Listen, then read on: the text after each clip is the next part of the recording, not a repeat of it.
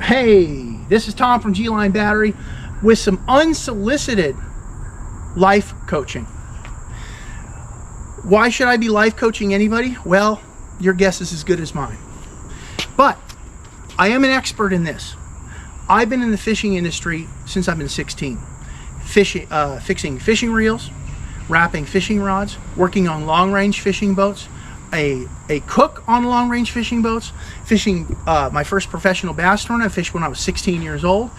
I've had some success in that realm, but I'm not super competitive. I really like to spend my time on the water relaxing, so I tend to gravitate towards the more low-key tournaments, especially as I get older. But one important lesson I learned selling marine products and dealing with people who are purchasing things is things are not nearly as important as experiences. So I have some financial hack advice for you when it comes to fishing.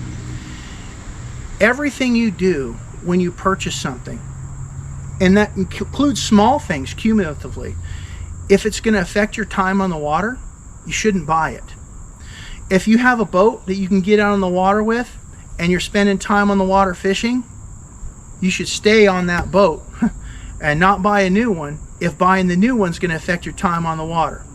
The guy in the beat up 1990 bass tracker where the rivets are leaking but the motor runs and he's got a decent trolling motor on the front, that guy's on the water a couple days a week, and the guy with the brand new rig's got to work on Saturday because he's making his boat payment. Guess what? The guy in the leaky boat's a lot happier than the guy with the brand new boat. So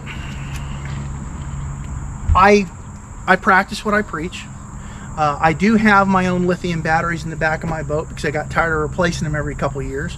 But if you can't afford those, or buying lithium batteries is to keep you from getting out on the water, you certainly shouldn't buy them. I know I'm kind of shooting myself in the foot, but that's the way it is. I just think the industry's gone the wrong direction.